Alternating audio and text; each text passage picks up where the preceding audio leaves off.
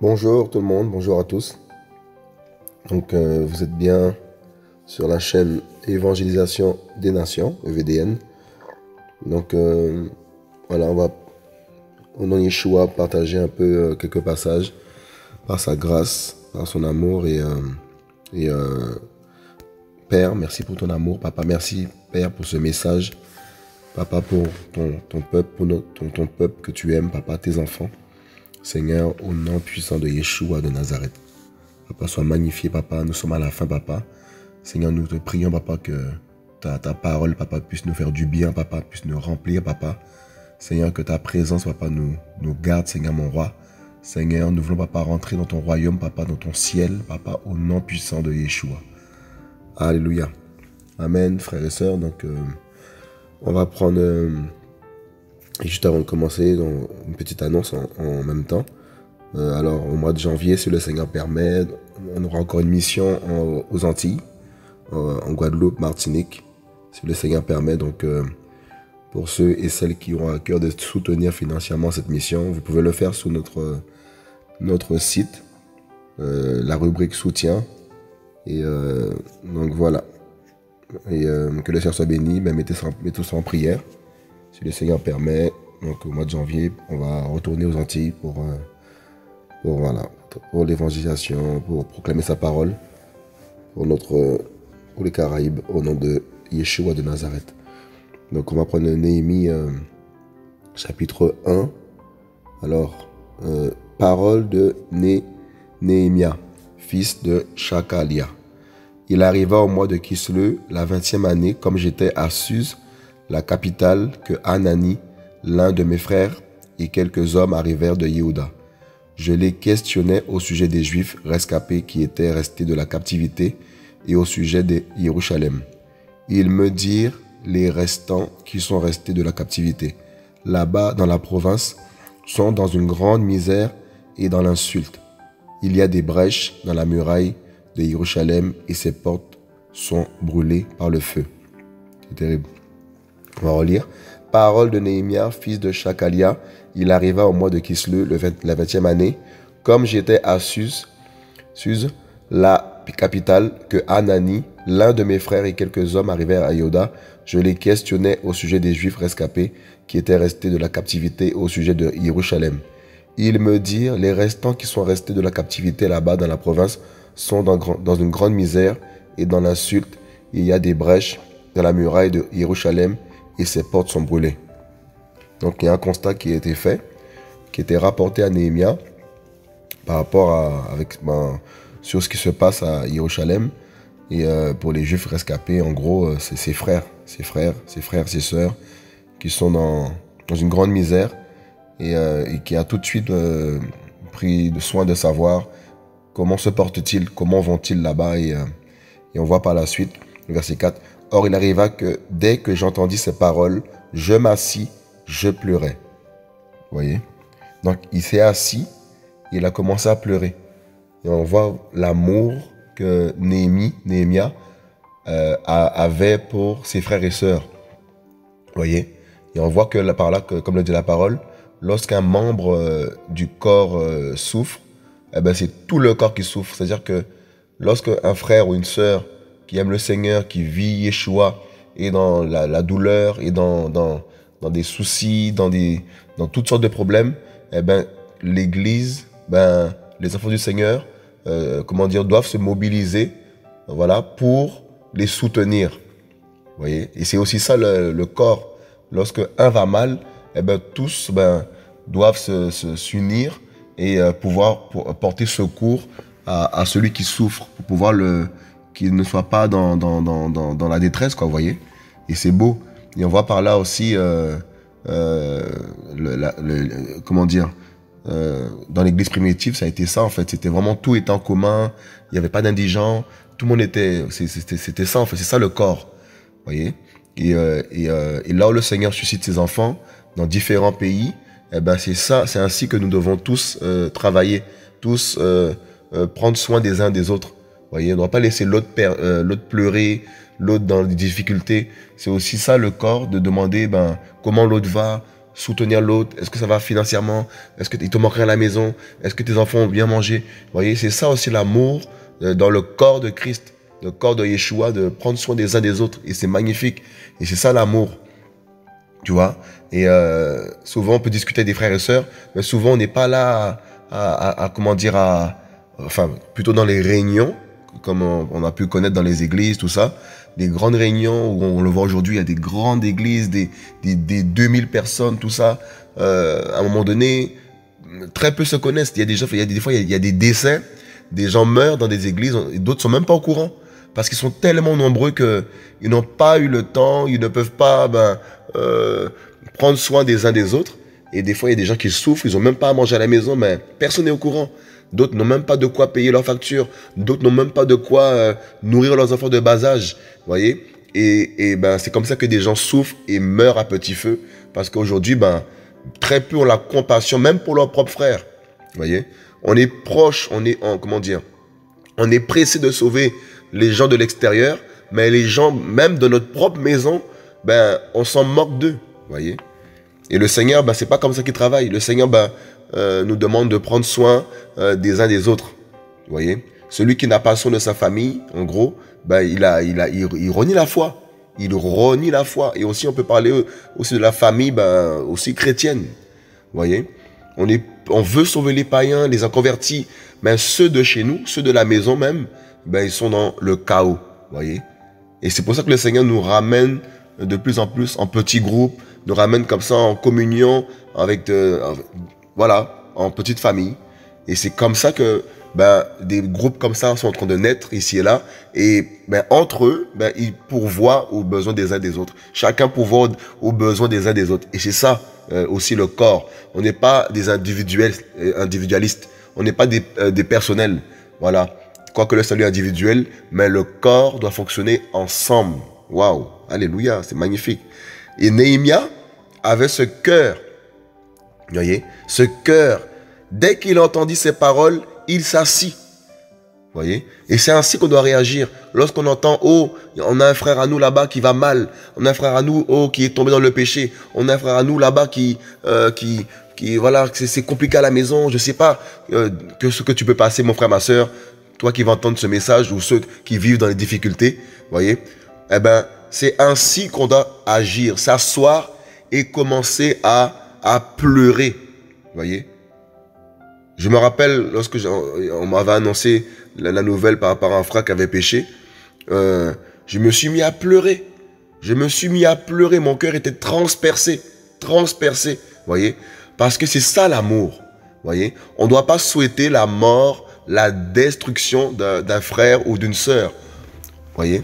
Si un va mal, on doit s'asseoir et pleurer pour lui, pleurer pour elle, prier Yeshua, prier le ciel, que le ciel puisse le sauver. Vous voyez?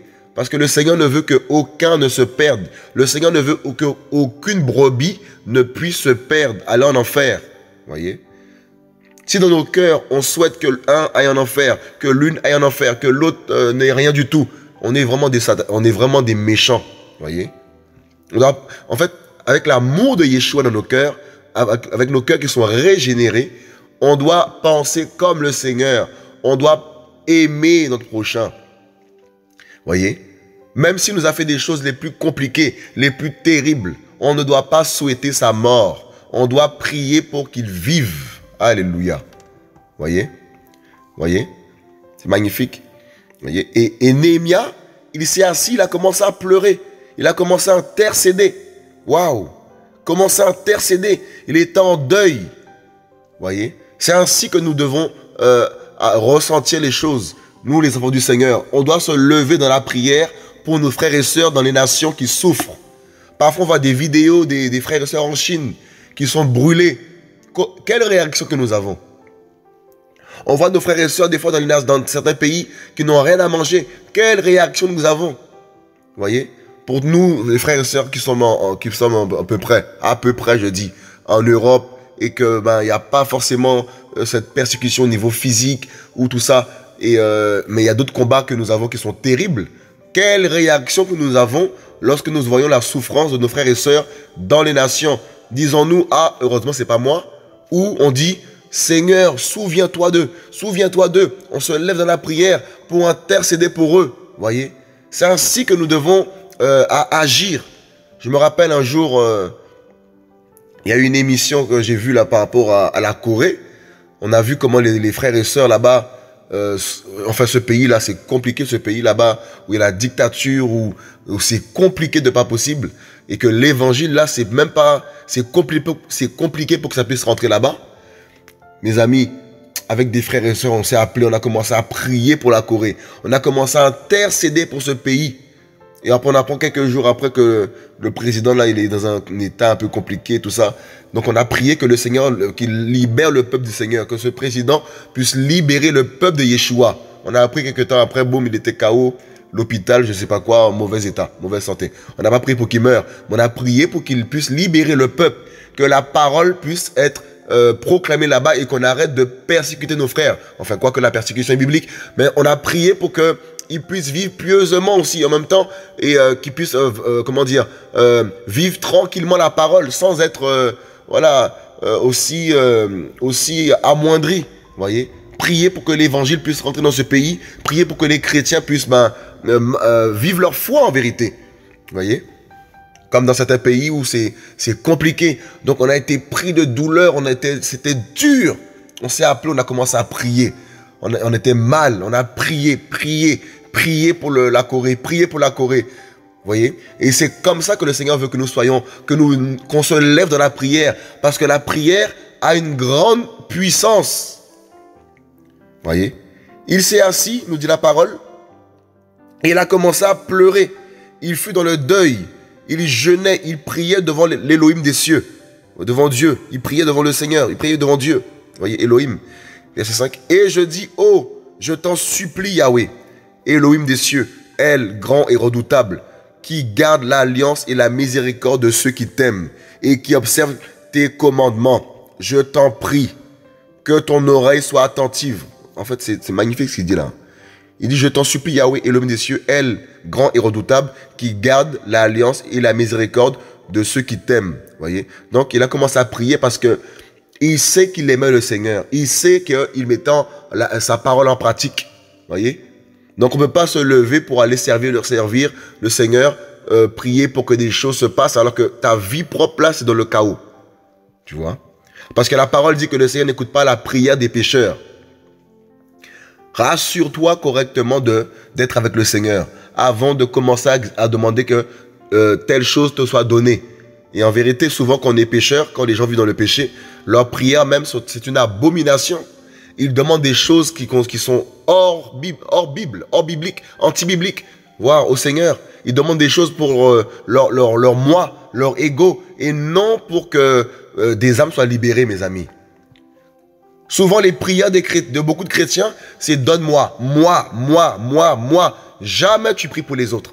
Jamais tu prends un temps pour prier pour que une famille soit sauvée, que tel frère, telle sœur soit, ou tel païen soit délivré, que tes collègues soient délivrés. Non, c'est toi. Et c'est pas bon. Ça s'appelle de l'égoïsme. Beaucoup de chrétiens sont égoïstes. Ils ne pensent qu'à eux-mêmes. Ils ne pensent qu'à leur bien-être, le bien-être de leurs proches. Mais ils s'en moquent des affaires des autres. Et c'est pas bon. Voyez? Et la miséricorde de ceux qui t'aiment et qui observent tes commandements. Voyez? Et je t'en prie, que ton oreille soit attentive et que tes yeux soient ouverts pour écouter la prière de ton serviteur. Alléluia. Je prie devant toi en ce temps-ci, jour et nuit, pour tes serviteurs, pour les enfants d'Israël, en confessant les péchés des enfants d'Israël. C'est terrible. Que nous avons commis contre toi. Il a dit nous, hein. Il sait plus haut on voit qu'il dit qu'il garde les commandements. Mais il ne s'est pas exclu de cette prière. Il n'a pas dit non pour ses pécheurs. Non, il a dit nous. Waouh. Et Job aussi a fait pareil. Vous voyez, il priait pour ses frères au cas où ses enfants, au cas où ils avaient commis un péché, tout ça. C'est-à-dire qu'il pensait à ses enfants, il pensait à son prochain. Néhémie pense à son prochain. Moïse aussi pensait à son prochain. Vous voyez, il disait au Seigneur que le Seigneur, en gros, qu'il ne soit pas, En gros, voilà, je sais plus la phrase exactement qu'il avait dit Moïse, mais en tout cas, ce sont des hommes qui étaient dévoués pour le Seigneur. Nous devons être dévoués pour le Seigneur, dévoués pour les autres. Voir l'autre mieux que nous. Alléluia. Voir l'autre plus grand que nous. Alléluia. C'est beau de... En fait, l'humilité, vous voyez, l'humilité. Et c'est ça que Yeshua veut que nous puissions vivre, l'humilité. Désirer l'autre plus, désirer plus pour l'autre que pour toi. Voir l'autre plus mieux habillé que toi. Rester dévêtu, mais l'autre est habillé. C'est ça aussi le caractère du chrétien. C'est ça aussi la vie, la mentalité d'un enfant du Seigneur. Il désire le bien-être des autres. Et quand tu agis comme ça, mon frère, ma soeur, le Seigneur va pourvoir pour toi. Alléluia. Il pourvoira pour ta propre vie. Parce que tu ne penses pas à toi, tu ne penses qu'aux autres. Tu veux que les autres y arrivent. Tu pries pour les autres. Tu pries rarement pour toi, mais tu pries souvent pour ta famille. Tu pries pour tes collègues. En fait, tu es dévoué à Yeshua. Je crois que de plus en plus, le Seigneur va susciter des frères et des sœurs qui seront dans la prière, qui vont intercéder pour les frères et sœurs des nations. Les frères et sœurs qui souffrent. Les frères et sœurs qui ont besoin d'être fortifiés dans la prière. Fortifiés dans leur marche. Alléluia. C'est magnifique, mes amis, hein, mes frères et sœurs. Oh là là là là là là. C'est ça l'attitude du chrétien, tu vois. Tu fais une œuvre, ben tu désires que l'autre soit en bonne santé. Tu penses à savoir, est-ce qu'un tel a à manger à la maison? Est-ce qu'un tel a de quoi se vêtir? Est-ce qu'un tel a de quoi pourvoir pour ses études? C'est ça aussi le rôle du chrétien, vous voyez. Dans nos entreprises, dans le travail que le Seigneur peut nous confier, la pensée première que nous devons avoir, ce n'est pas de vivre comme des pachas. La pensée que nous devons avoir, c'est qu'est-ce que cela pourra apporter pour le royaume du Maître, pour le royaume de Yeshua. Waouh! Voyez? Je vous dis la vérité, c'est terrible. Que fais-tu avec les moyens que le Seigneur te donne? Est-ce que tu penses à toi ou tu essayes de soutenir les frères et sœurs qui ont besoin de moyens, qui ont besoin de manger? Voyez? C'est terrible, mes amis. Que fais-tu? Que fais-tu avec ce que Yeshua t'a donné? Alléluia. Voyez? L'argent que Yeshua t'a donné, c'est pas forcément, ok, il faut que tu vives aussi. Mais c'est pour son royaume. Alléluia. C'est pour son royaume. Là, le Seigneur nous a permis de créer notre boîte là, au nom de Yeshua. Et la vision de cette boîte-là, c'est de créer de l'emploi. Donner de l'emploi aux frères et sœurs. En fait, c'est de créer de l'emploi, en fait, mes amis. C'est terrible. Voyez? Donc, ce n'est pas pour nous enrichir. Ce n'est pas pour vivre comme des pachas. C'est pour le royaume du Maître. C'est pour que nous puissions avoir du temps pour le Maître et donner du travail aux frères et sœurs. Voyez? Donc, nous prions aussi par rapport à cela. Voilà, au nom de Yeshua, que des frères et sœurs de les nations puissent commencer à mettre la main à la pâte. Voyez, créer des choses pour que le royaume puisse avancer, pour que les finances aussi puissent servir au royaume. Voyez, au royaume des cieux, pour que l'évangile puisse être diffusé mais puissamment. Voyez, au nom de Yeshua de Nazareth. Voyez, mes frères et sœurs, c'est ça que le Seigneur, c'est ça le serviteur véritable. Un serviteur, il regarde aux autres. Alléluia. Il dit quoi, verset 6? Je t'en prie, que ton oreille soit attentive et que tes yeux soient ouverts pour écouter la prière de ton serviteur. Je prie devant toi en ce temps-ci, jour et nuit, pour tes serviteurs, les enfants d'Israël, en confessant les péchés des enfants d'Israël que nous avons commis contre toi. Moi et la maison de mon père, nous avons péché. Waouh, quelle humilité. Il craint le Seigneur, hein, mais il dit, nous avons péché. Waouh. C'est-à-dire que le frère là, Néhémie, en fait, il était humble. Il était humble. Il ne s'est pas dit, ce sont des pécheurs là-bas. Oh, moi, je vis ma petite vie. J'ai la vérité, c'est bon, les autres qui périssent. Non, non, non. Néhémie s'est mis dans le lot, mes frères. Il s'est mis dans le lot. Quelle humilité. Quelle humilité. Avons-nous cette humilité? recherche-nous cette humilité, voyez, de diminuer,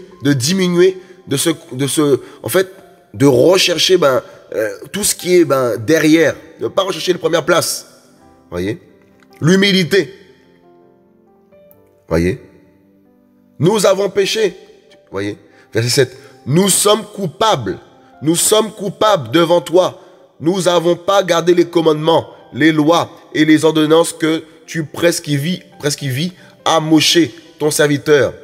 Mais je t'en prie, souviens-toi de la parole que tu chargeas Moïse, ton serviteur, de dire, vous pécherez et je vous disperserai parmi les peuples.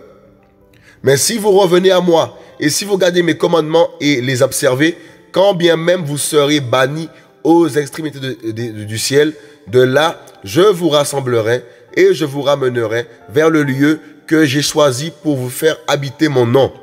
Et ils sont tes serviteurs et ton peuple, que tu as racheté par ta grande puissance et par ta main forte. Oh, je t'en supplie, Adonai, que ton oreille soit maintenant attentive à la prière de ton serviteur et à la supplication de tes serviteurs qui prennent plaisir à craindre ton nom. Waouh! En gros, on prend plaisir à craindre Yeshua. En fait, on prend plaisir à ne pas pratiquer le péché. Voilà pourquoi un vrai chrétien, un vrai serviteur ne s'ennuie pas dans sa vie chrétienne. Ce n'est pas par force qu'il obéit, mais c'est par amour. C'est par amour qu'il refuse de pécher. Et il vit très bien sa vie. Pour ceux qui pensent qu'on galère, oh les chrétiens ils galèrent, oh nanana, ils vont pas en boîte de nuit, tout ça. On a vomi ça. On a vomi ça, mes amis. Et on vit très bien notre marche chrétienne. On a quitté le sexe. On a quitté toutes les choses du monde. Et on vit très bien. Et on prend plaisir à craindre le nom de Jésus-Christ, de Yeshua de Nazareth. Voyez? Je t'en prie, donne aujourd'hui du succès à ton serviteur. Voyez? C'est-à-dire que quand il n'y a pas l'obéissance, quand il n'y a pas la crainte du nom du Seigneur, eh ben, il n'y a pas de succès dans ce que tu vas entreprendre. Ah non, il n'y aura pas de succès. Ah non, non, non, non. Parce que le Seigneur ne marche pas avec les pécheurs. Le Seigneur n'exauce pas les pécheurs. C'est terrible, mes amis. Hein. Le succès. Veux-tu le succès dans ce que tu entreprends pour le Seigneur? Veux-tu du succès dans ta vie privée, dans ce que tu fais, dans ton travail, dans ta marche, dans ta famille, du succès? Eh bien, crains le Seigneur. S'il n'y a pas la crainte du Seigneur, il n'y aura aucun succès. Oh non, il n'y aura aucune réussite. Et dans Josué 1 là-bas, je ne me trompe pas, au Somme 1, Josué 1, je crois, la parole dit de méditer nuit et jour la parole. Voyez? Nuit et jour. Et que le livre de la loi ne s'éloigne pas de notre bouche. C'est de ta bouche doit sortir la parole. De ta bouche doit sortir la vie. Alléluia. La vie et pas la mort. Pas les gros mots. Il y a des chrétiens, ça dit des gros mots. Des chrétiens qui insultent. Des chrétiens qui... C'est pas des chrétiens ça, c'est compliqué. Tu ne veux pas dire Alléluia et tu dis des gros mots dans ta bouche, mes amis. Des fermetas, je sais pas, des insultes. Tu insultes ta mère, ta femme, tes enfants, des gros mots, tout ça. Tu dois te repentir, mon ami. Tu dois te repentir. Tu dis des gros mots là. Il faut que tu te repentes de tes gros mots là. Tu voyez? Parce que le Seigneur veut nous donner du succès. Et pour le succès, eh ben, il faut quitter le péché. Il faut se séparer du péché. Alléluia. C'est ça le secret. Hein. Il n'y a pas de secret, oui, moi je suis... En fait, on n'est rien. C'est la parole qui est quelque chose. C'est Yeshua qui est quelque chose. Et si tu veux réussir, avoir du succès, eh ben, c'est la crainte du Seigneur. Alléluia. La crainte de la parole. La vérité. Amen, amen, amen, amen. Oh là là là, la parole, c'est terrible, mes amis. Hein. Que Yeshua nous parle encore. Voyez? Et voilà. Je t'en prie, donne aujourd'hui du succès à ton serviteur.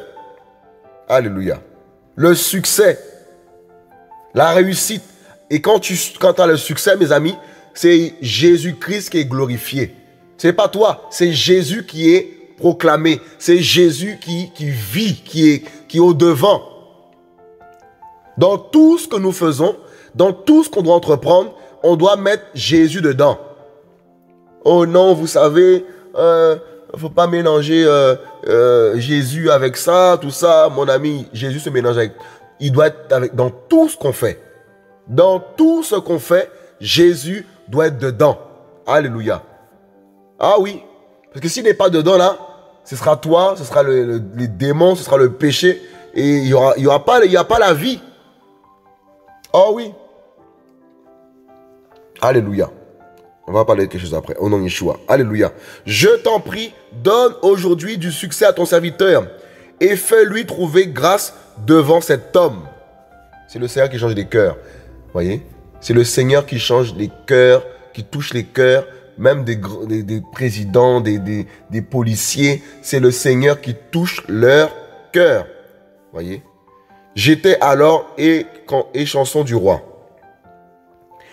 Voyez? Et il arriva au mois de Nissan, la 20e année du roi Artaxiès, comme le vin était devant lui, que je pris le vin et le présentai au roi. Or, je n'avais jamais eu mauvais visage devant lui.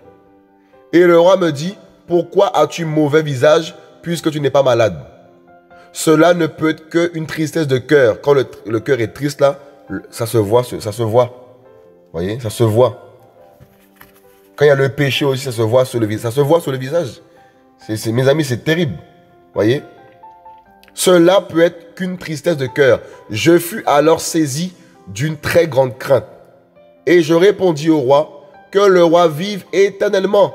Comment n'aurais-je pas mauvais visage quand la ville, la maison des sépulcres de mes pères est en désolation et que ses portes ont été dévorées? Waouh! Néhémie nous apprend beaucoup de choses là. Néhémie nous apprend par là la compassion, l'amour pour ses frères et sœurs, au point qu'il était mal. Voyez? Mal.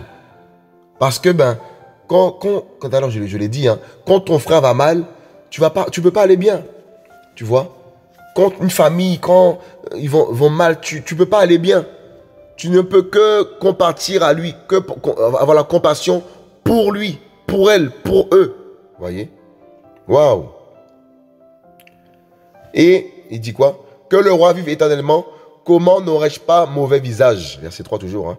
Quand la ville, la maison des sépulcres de mes pères est en désolation et que ses portes ont été dévorées par le feu. C'est terrible. Verset 4. Et le roi dit, que me demandes-tu alors? Je priais l'Élohim des cieux. Et je dis au roi, si le roi le trouve bon, et si ton serviteur est agréable devant toi, envoie-moi en Yehuda, vers la ville des sépulcres, mes pères, pour le rebâtir. Waouh, il y avait un bon témoignage. C'est terrible, mes amis, ça c'est très parlant.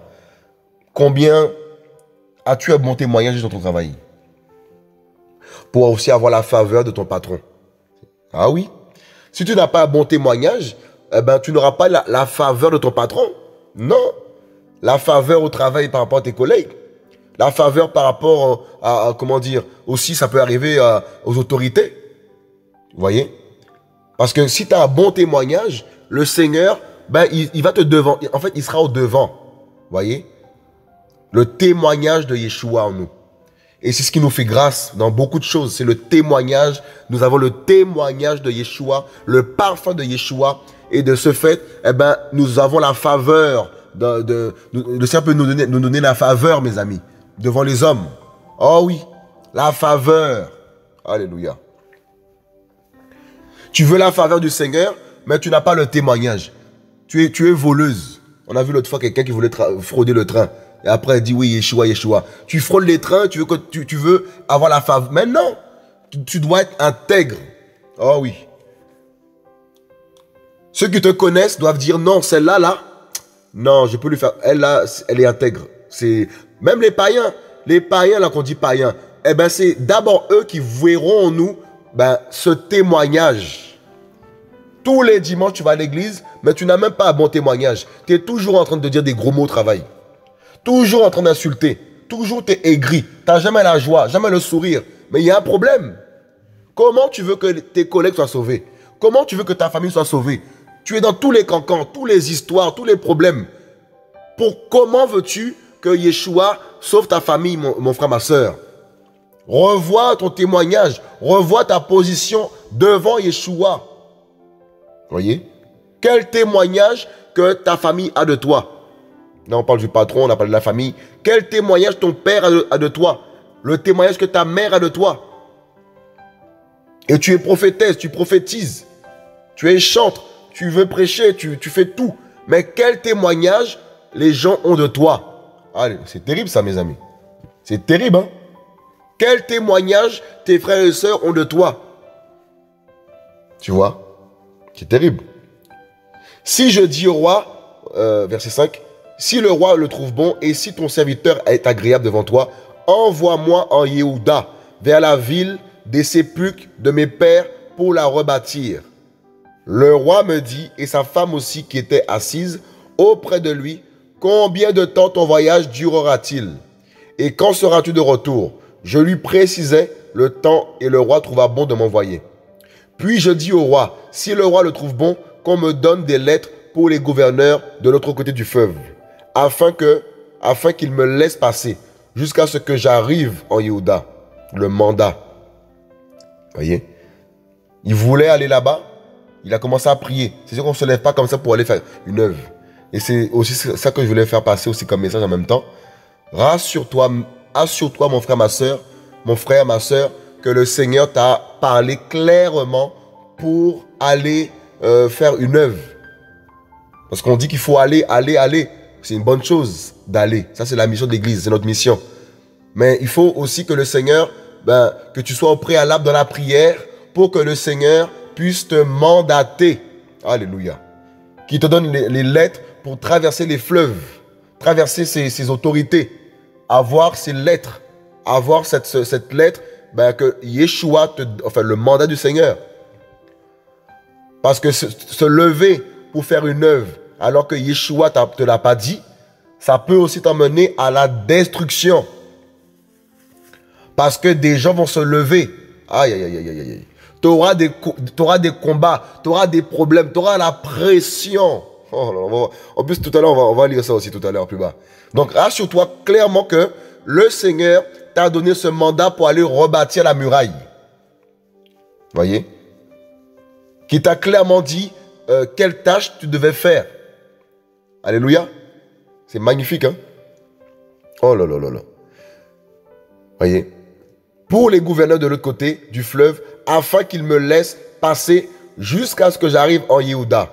Et dans la prière, là, il a reçu toutes ces directives. Il a reçu le mandat, les lettres. Le Seigneur a ouvert les portes, touché les cœurs, tout ça, pour faire le travail. Et des lettres pour Asaph, le garde de la forêt du roi, afin qu'il me donne du bois pour la charpente des portes de la forteresse près de la maison, pour les murailles de la ville, et pour la maison dans laquelle j'entrerai. Et le roi me l'accorda, car la main de mon Elohim était bonne sur moi. Vous voyez, c'est terrible, mes amis. Le Seigneur, voilà, en fait, même dans le travail que tu peux faire, hein, en fait, le Seigneur, là, il va t'ouvrir des portes pour que ce travail puisse se faire correctement. Avant d'aller faire un travail, il faut être dans la prière pour que le Seigneur dispose les cœurs, puisse mettre sa main, afin que sa parole, que l'œuvre puisse se faire. Afin que nous ne soyons pas embêtés ici et là. En fait, voilà, on en y choix. C'est dans la prière que tout se casse. Alléluia. Dans la prière, tout se brise au nom de Yeshua. Voyez. Et le roi me l'accorda car la main de mon Elohim était bonne sur moi. Voyez, avoir la main d'Elohim sur soi. Mes amis, les gens pourront te dire tout ce qu'ils veulent. Si la main d'Elohim est sur toi là, ça va être glorieux. Ta vie là sera un témoignage. Alléluia. Quand bien même que les gens vont se réunir, te critiquer, tout ça, mais la main d'Elohim est bonne sur toi. La main d'Elohim est bonne sur nous. Voyez, le peuple de Yeshua dans les nations, la main du Seigneur est bonne sur nous. Alléluia. Verset 9. J'allais donc vers les gouverneurs qui sont de l'autre côté du fleuve, et je leur donnais les lettres du roi. Le roi avait aussi envoyé avec moi des chefs de l'armée et des cavaliers. Sambala, le Honorite, le Tobia, le serviteur ammonite, l'ayant appris, prirent très mal le fait qu'un homme soit venu pour chercher le bien des enfants d'Israël. Oh là là là. C'est-à-dire qu'il y a des gens là, ils vont pas être contents que tu ailles chercher le bien des autres. Ah non, non, non. Tout le monde ne sera pas d'accord à ce que tu ailles faire du bien aux gens ici et là. Que tu fasses l'œuvre du Seigneur. Tout le monde ne va pas être d'accord. Non, non, non. C'est pour cela qu'il faut s'assurer clairement que le Seigneur t'a clairement dit d'aller faire du bien aux gens. Parce que tu vas être criblé de paroles. Comme Jérémie, hein. C'est dans Jérémie 18 là-bas, là. On lui dit, ils disent, tuons-le avec la langue. La langue, là, ça tue. Donc là, si tu n'es pas sûr que Yeshua t'a dit de commencer une œuvre, de commencer un travail, eh ben, tu ne vas pas supporter. Ça va s'éteindre comme un feu de paille. Ça va s'éteindre. C'est pour cela qu'il faut être sûr que tu as reçu le mandat pour telle ou telle œuvre que tu fais pour le Seigneur. Parce que toute œuvre que nous faisons pour le Seigneur, eh ben, il y a des combats. Ah oui. Dans toute œuvre sociale, l'évangélisation, la mission, je sais pas, il y a tellement de choses que le Seigneur donne à ses enfants de faire. Eh ben, il y a de l'opposition dans tout ce que tu feras. Et il faut être dans ce que tu as reçu du Seigneur. C'est ça aussi le truc, le problème. Être dans le travail que tu as reçu du ciel. Ne pas faire un travail par toi-même ou un travail parce qu'on t'a dit de faire ce travail-là. Non, c'est le Seigneur qui te parlera. C'est le Seigneur qui va te dire, te donner les directives. Voyez? Sambala, Honori, Tobia, le serviteur ammonite, l'ayant appris, prit très mal le fait qu'un homme soit venu pour chercher le bien des enfants d'Israël. Ça, c'est des ténébreux, ça. Ça, c'est des méchants, des satanistes, des pécheurs. Voilà. Ils n'étaient pas contents que Israël venait être délivré par un homme. Vous voyez, verset 11. Ainsi, j'arrivais à Jérusalem et j'y passais 3 jours. Je me levais de nuit, moi et le peu d'hommes qui étaient avec moi. Mais je ne racontais à personne ce qu'Élohim avait mis dans mon cœur pour Jérusalem. C'est terrible, on dit verset 12. Je me levais de nuit, moi et le peu d'hommes qui étaient avec moi. Mais je ne racontais à personne ce qu'Élohim avait mis dans mon cœur. En fait, il y a des choses, là, il ne faut pas forcément dire. Parce que ça va pas être compris. Ah oui, ça va pas être compris. Ça peut ramener des mélanges, d'autres pensées dans la vision que tu as reçue, d'autres travails, et ça va échouer. Vous voyez? C'est terrible. Tu vois? Donc, c'est pas avec tout le monde que tu peux aller faire rebâtir la muraille. C'est pas avec tout le monde que tu pourras aller faire telle ou telle œuvre. Parce que tout le monde n'a pas reçu le même travail, la même pensée, la même façon de travailler, mais pour toujours glorifier le Seigneur. Chacun a reçu d'une manière ou d'autre pour faire l'œuvre de Yeshua. Vous voyez? Donc, c'est-à-dire que ça se peut qu'il aurait dit au gars là-bas, là, vous savez, patati, ils auraient dit non, non, non, non. C'est pas comme ça, Néhémie, que je vois ton truc là. C'est pas comme ça. Voilà comment tu dois faire les choses. Voici comme ça. Et ça peut créer des problèmes. Il n'a pas dit dans son cœur. Il n'a pas dit. Il a gardé dans son cœur. Oh là là. Il n'y avait pas d'autre bête avec moi que celle sur laquelle j'étais monté. Verset 13. Je sortis donc de nuit par la porte de la vallée en face de la source du dragon, vers la porte du fumier en inspectant les murailles de Jérusalem où il y avait des brèches et ces portes dévorées par le feu. Je passais près de la porte de la source vers l'étang du roi. Il n'y avait pas de place par où je puisse passer avec ma monture. Je montais de nuit par le torrent et j'inspectais la muraille. Puis en revenant, je rentrais par la porte de la vallée et ainsi je fus de retour. Or les dirigeants ne savaient pas où j'étais allé, ni ce que je faisais, car je n'avais rien dit. Voyez, il y a des choses là que tu dois faire dans le secret. Des choses là que tu dois pas forcément dire à tout le monde parce que on va te mettre des bâtons dans les roues. On va te mettre des bâtons dans les roues et tu ne seras pas concentré par rapport au travail que le Seigneur te donne d'opérer. Tu vois? Par rapport à ta marche aussi. Pendant Yeshua. Vous voyez? Or, les dirigeants ne savaient pas où j'étais allé, ni ce que je faisais, car je n'avais rien dit jusqu'à ce moment, ni aux Juifs, ni aux prêtres, ni aux chefs, ni aux nobles, ni au reste de ceux qui s'occupaient des affaires. Voyez? Alors, verset 17, je leur dis, vous voyez la misère dans laquelle nous sommes, comment Jérusalem est en désolation et ses portes brûlées par le feu. Venez et rebâtissons les murailles de Jérusalem et nous ne serons plus dans l'insulte.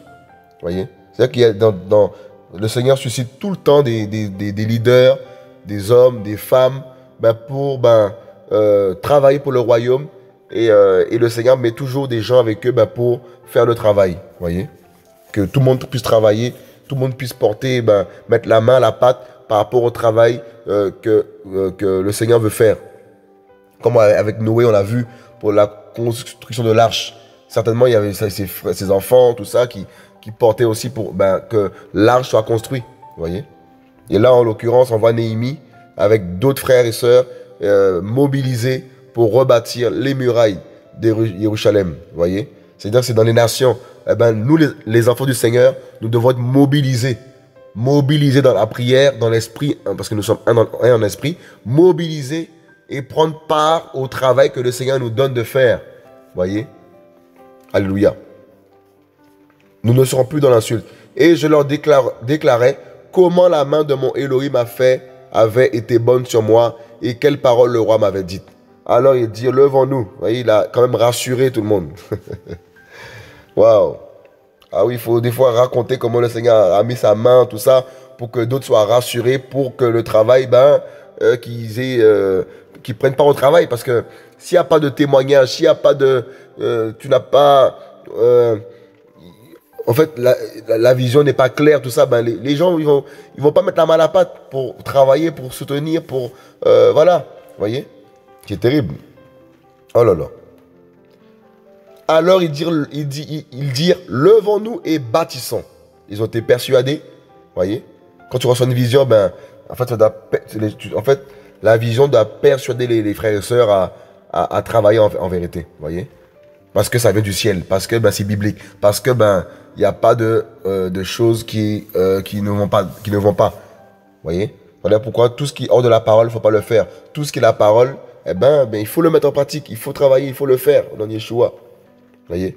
Alors ils dirent, levons-nous et bâtissons. Ils fortifièrent leurs mains pour bien faire. Waouh. Verset 19. Mais Sambala, le Honorite, le Tobia, le serviteur ammonite et Geshem, l'arabe, l'ayant appris, se moquèrent. Oh là là. On peut voir aussi des chrétiens, on peut représenter ça aussi comme des chrétiens qui se moquent, qui méprisent ceux qui vont rebâtir la muraille, pour ceux qui vont travailler pour le ciel, pour le royaume, le mépris. Et c'est terrible. Et ils dirent, qu'est-ce que vous faites? Ne vous rebellez-vous pas contre le roi? Mais je leur répondis de cette manière en disant, l'Élohim des cieux lui-même nous donnera le succès. C'est pas le roi qui va donner le succès, c'est l'Élohim, frère. C'est l'Élohim. C'est le Seigneur qui donne le succès. Ce n'est pas un roi, ce n'est pas un homme, c'est Elohim qui donne le succès. Ouais, ils se moquaient d'eux. Ils se moquaient, tout ça. Oh, c'est terrible. C'est pas évident. Hein. On se lève pour se moquer de toi, tout ça.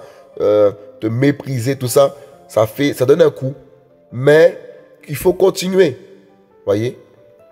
Mais je leur ai répondu de cette manière. L'Élohim des cieux lui-même nous donnera le succès. La foi. Voyez? Il sait ce qu'il a entendu. Il sait qu'est-ce que le Seigneur lui a dit. Il sait le mandat qu'il a reçu. Donc il a dit que le Seigneur va lui donner du succès. Alléluia. Voilà pourquoi tout à l'heure j'ai dit, assure-toi clairement que Yeshua t'a parlé clairement. Parce que demain là, il va y avoir des Sambala, des Honorites, des Tobia, des Ammonites, des Geshem, l'arabe, tout ça qui vont se lever. On va se lever contre toi. Mon frère, ma soeur, on va se lever contre toi. Quand tu vas commencer à faire le travail, on va se lever. Vous voyez, les Sambala, tout ça, ils vont se lever. On va se moquer de toi. Tu seras méprisé. Oh, c'est grave. C'est pour ça qu'il faut s'assurer clairement que tu as reçu du Seigneur, que le Seigneur t'a parlé pour rebâtir la muraille. Tu t'es pas levé comme ça par orgueil, par fougue, par une guêpe qui t'a piqué, je sais pas, je peux dire ça. Mais tu t'es levé parce que tu as eu compassion et tu as été disposé et le Seigneur t'a envoyé. Vous voyez, c'est terrible, hein? Néhémie a été disposé en vérité. Qu'est-ce qu'il a fait quand il a appris que le peuple était là-bas, la muraille était détruite, qu'il y avait le feu, tout ça? Il n'est pas passé à autre chose. S'il serait passé à autre chose, il n'aurait pas été disposé. Et le Seigneur n'aurait pas pu le prendre parce qu'il n'est pas disposé. C'est pour ça qu'il y a beaucoup de chrétiens qui ne sont pas disposés, disposés au royaume du Seigneur, eh bien, ils passent à côté parce qu'il leur manque la disposition de cœur. Tu vois? Et c'est pour ça qu'après que Néhémie ait été, ben, qu'est-ce qui se passe? Eh ben, ceux qui n'étaient pas disposés là, ils vont se lever pour commencer à attaquer Néhémie alors qu'ils n'ont pas été disposés de base. Voyez? Ils n'ont pas vu loin. Et c'est ça le problème. C'est que beaucoup de chrétiens ne voient pas loin. Ils se font du bien entre eux. On est entre nous, tout ça. Et on pense pas loin en vérité. Et qu'est-ce qui se passe? Ben, on passe à côté. Voyez? Et le Seigneur a vu que Néhémie était la disposition de cœur. Et c'est pour ça que le Seigneur redit encore, qui enverrai-je? Il n'envoie pas des hommes, des femmes qui ne sont pas disposés, qui ne prennent pas de temps pour prier, qui n'ont pas ce cœur de compassion, cet amour pour leurs frères, même les païens qui périssent. Parce que le but de l'Église, le rôle aussi de l'Église, c'est de sauver des âmes, c'est d'éclairer des âmes. Et sinon, on n'a plus la préoccupation de briller, plus la préoccupation d'avoir le bon témoignage de Yeshua. Mais comment voulez-vous que le Seigneur nous utilise? Comment voulez-vous que le Seigneur puisse faire éclater sa gloire? Nous prions pour qu'on voit la gloire du Seigneur. On prie, Seigneur, on voit ta gloire. Seigneur, mais quelle disposition de cœur que tu as? Quelle disposition de cœur avons-nous? Voyez? Le Seigneur ne peut pas agir, travailler avec nous si on n'a pas ce cœur disposé. Afin qu'il nous donne les directives. Parce que lorsqu'on n'a pas le cœur disposé, eh ben, on est distrait. On a la tête sur la terre. Et le royaume là commence à ne plus nous intéresser. On dit Yeshua revient, mais ça devient un slogan. On le dit pour le dire.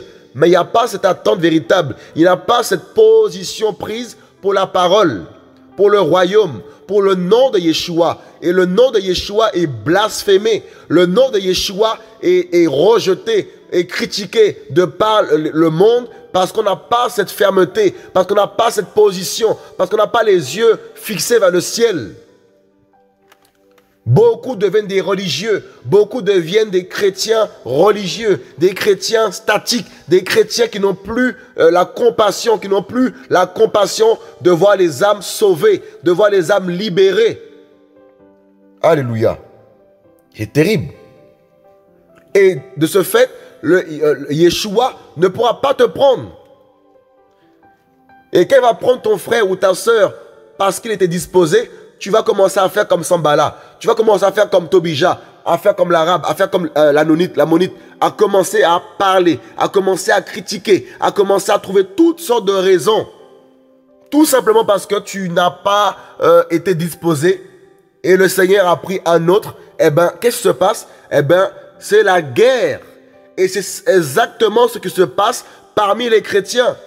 C'est un mal qui se fait parmi les chrétiens. Dans le corps de Yeshua, cette guerre, ce mal, c'est terrible, c'est critique. C'est terrible. Le souhait de la mort, le souhait de la destruction, le souhait de l'échec de tel ou tel. Parce que tu n'as pas été disposé à travailler pour le ciel, à travailler pour Yeshua. Oh, c'est terrible. Si tu n'as pas pris cette position, si tu n'as pas cette disposition, on va passer à côté. Oh oui, on va passer à côté. Comme la parole le dit, les prostituées vont nous devancer. Des hommes qu'on ne pensait même pas, comme j'avais dit l'autre fois, soupçonnaient de servir le Seigneur, vont nous devancer. Parce qu'on est resté statique, on n'a pas été disposé, on est resté à regarder moi. Quand tu continues à regarder à moi, toi, tu vas passer à côté. Tu vois? C'est terrible. La moquerie. Qu'est-ce que vous faites? Ne vous rebellez-vous pas contre le roi? Mais je leur répondis de cette manière, disant, l'Élohim des cieux. Voyez? Et il y a des chrétiens là, ils sont fixés vers les cieux, vers le Seigneur, et non sur le roi. Non, le roi là, on peut aussi voir l'homme. Voyez? Beaucoup de chrétiens ne travaillent pas pour le ciel, ne bougent pas pour le royaume parce que leur pasteur a dit. Leur pasteur a dit, le pasteur a dit. Il faut que le pasteur dise que je dois aller, pour ne pas... mes amis, tu vas passer à côté.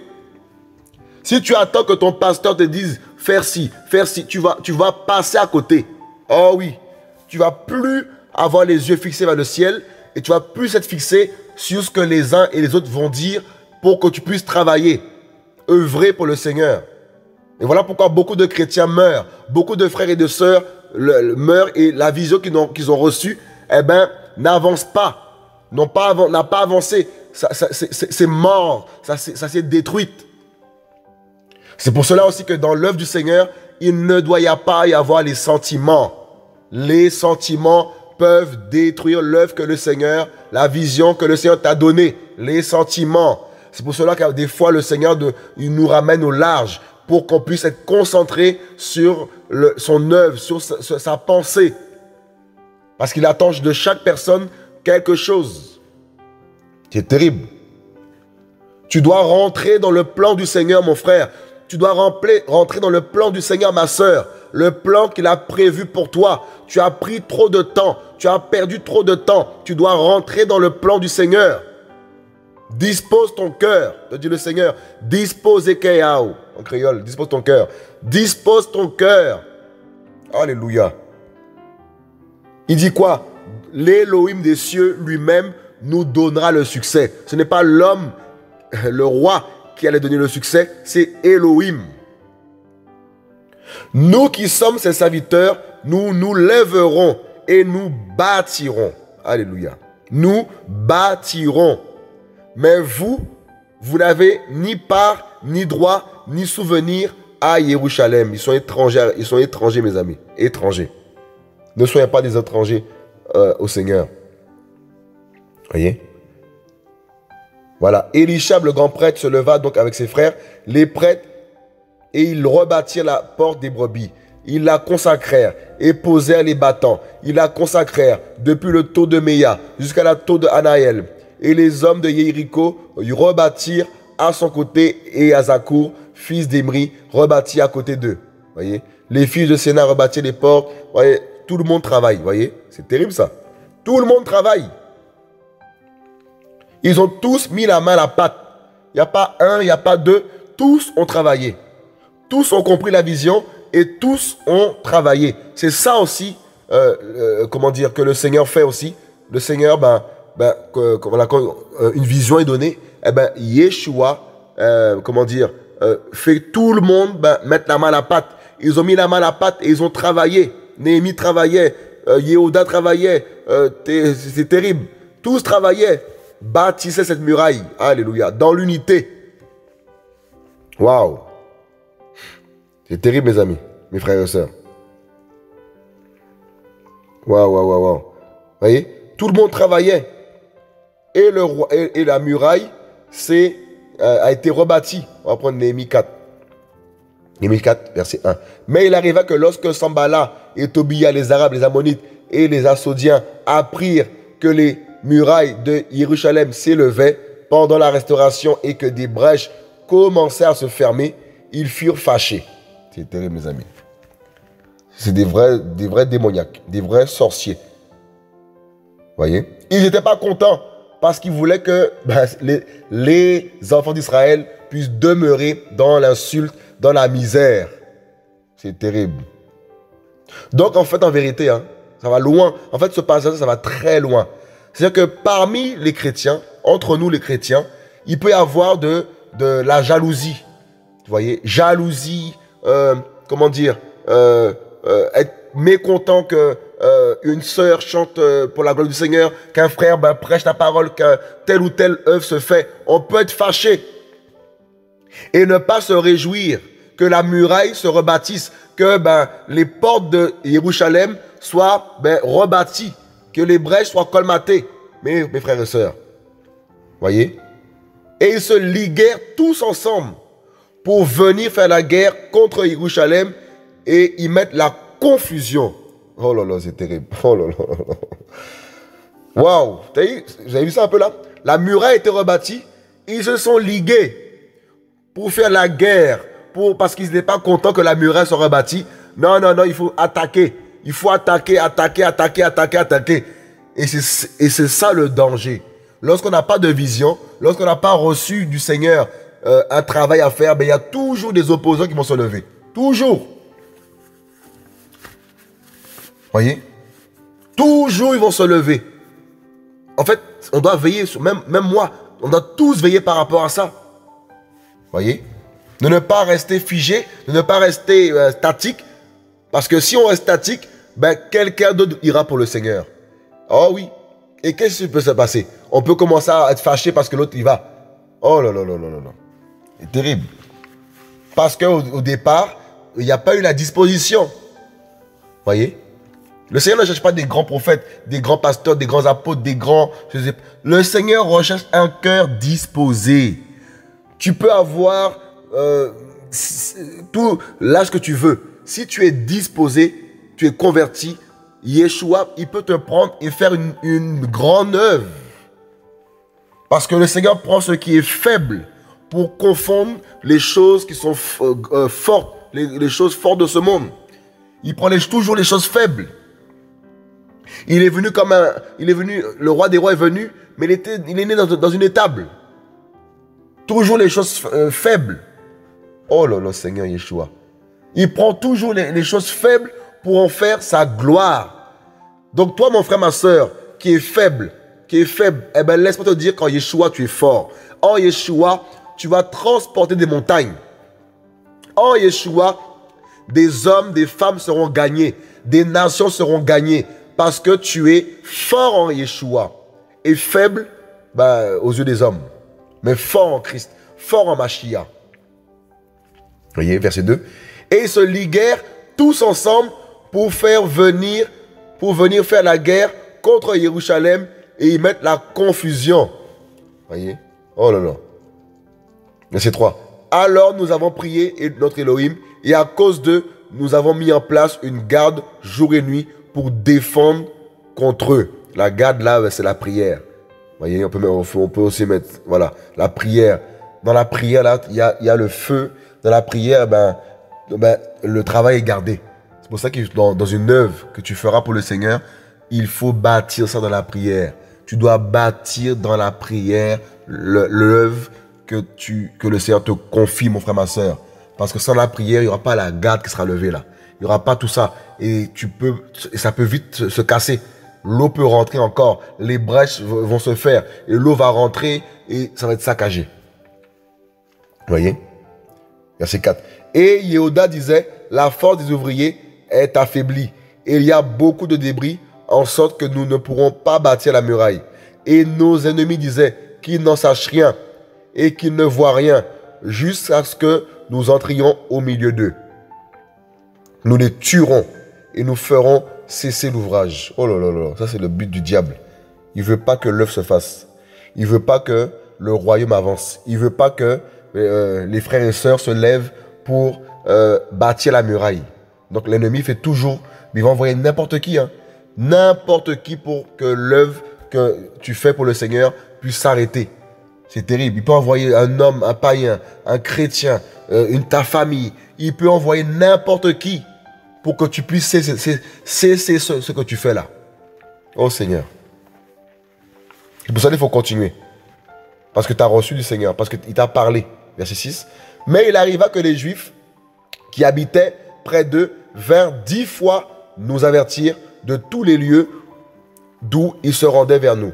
C'est pourquoi je plaçais le peuple dans les parties inférieures, derrière la muraille et dans les lieux découverts. Je le plaçais selon leur famille, avec leurs épées, leurs lances, leurs arcs. Voyez. Puis je regardais en m'étant levé, je dis aux nobles, aux dirigeants et au reste du peuple, n'ayez pas peur devant eux. Souvenez-vous d'Adonai. Waouh, waouh, waouh, waouh. C'est-à-dire, dans l'œuvre que tu fais pour le Seigneur, souviens-toi d'Adonai. Souviens-toi toujours de Yeshua. Malgré les grandeurs de tout ce que tu auras comme problème, comme attaque, comme pression, souviens-toi toujours de Yeshua. Parce que c'est Yeshua qui suscite la foi. C'est Yeshua qui nous fait triompher. C'est pour cela, souviens-toi toujours de Yeshua. Toujours les yeux fixés sur Yeshua. Waouh, terrible, hein? Qui est grand et redoutable et combattait pour vos frères, pour vos fils et vos filles, pour vos femmes et pour vos maisons. Et quand nos ennemis apprirent que nous étions avertis, Elohim fut échoué leur projet.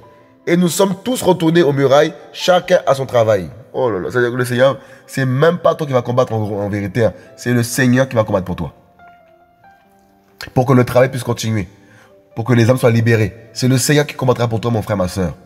Si dans ton église où tu es, tu vois que la doctrine, il y a n'importe quoi dans ton église, il y a le sexe, il y a le péché, dénonce tout ça, mon ami. Tu dois prêcher ces choses.